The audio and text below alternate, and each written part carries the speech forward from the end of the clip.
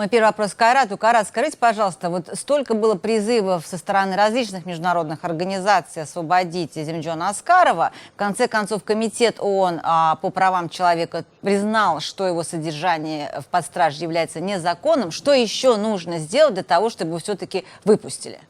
Ну, у нас, согласно нашему законодательству, решение Верховного суда является окончательным, обжалованию не подлежит. Но есть еще у нас такая стадия, которая называется вновь открывшиеся обстоятельства. Только в случае, если будут какие-то вновь ранее неизвестные следствию и в ходе судебного разбирательства обстоятельства, то только в этом случае возможно пересмотр уголовного дела, которое прошло все 3 инстанции. Вот на самом деле, если такие высокие международные инстанции признают, что было нарушение всех прав, практически всех прав Азимджона Аскарова, власти что, боятся, что если он выйдет, это все выльется наружу, они будут себя чувствовать крайне неудобно? Решение комитета, я его читал, вот, на мой взгляд, составлено с позиции адвокатствующей. При том, что не дана объективная оценка доводам обвинения, и его хотят представить неким, скажем так, правозащитником, который вот, пострадал из-за своей правозащитной деятельности. Но нужно четко понимать, что кем бы мы ни были, выдающимися там правозащитниками, хотя должен сказать, что я тоже давно занимаюсь сферой юриспруденции, знаком со многими правозащитниками, такого правозащитника, как Азимджан Аскаров, не слышал. И это дело просто его раздули, и как бы показывая... Кайрат, Азимджан Аскаров работал правозащитником с 1996 года.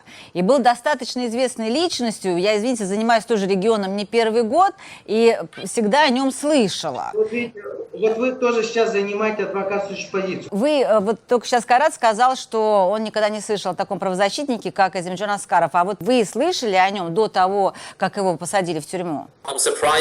Я удивлен тем, что человек, работающий в юриспруденции, никогда не слышал об Азимджоне Аскарове. Он известная фигура в Кыргызстане и достаточно хорошо известен за его пределами. Та работа, которую он проводил во время событий в июне 2010 года, известна на международном уровне. Кайрат, вы знаете, вот мне удивительно, Кыргызстан считается одной из самых демократичных стран в Центральной Азии, довольно открытое общество и уважительное отношение к международным институтам, и вдруг вот такое отношение к известному правозащитнику. Я еще раз хочу сказать, я не буду оспаривать, может быть, в глазах Human Rights Watch он и является такой знаменитый, prominent, да, скажем, правозащитник. Пусть это останется вопросом открытым, я не хочу о нем касаться. Я хочу сказать о том, что любой человек, будь он там даже награжденным Нобелевской премией и так далее, если он совершил преступление, если он совершил особо тяжкое преступление, которое связано с покушением на жизнь других, то в этом случае это фактически может иметь какое-то значение при назначении наказания. 18 международным экспертам Комитета ООН по правам человека. Но еще раз хочу сказать то, что у нас в законодательстве нету такого обстоятельства, как рекомендации международных организаций, как основание для отмены любого судебного решения. А в чем тогда значение вот этих рекомендаций Комитета ООН по правам человека, если они не имеют никакого эффекта на правительство Кыргызстана? Зачем тогда все это нужно делать? Кыргызстан обязан незамедлительно выпустить Азимджона Аскарова и выплатить ему компенсацию. Это очень весомое решение, принятое Комитетом ООН по правам человека. Это независимый комитет, который мониторит самый важный договор по правам человека. Кыргызстан подписал этот договор. Правительство Кыргызстана должно рассматривать это как возможность сдвинуться с мертвой точки касательно того очень сложного периода.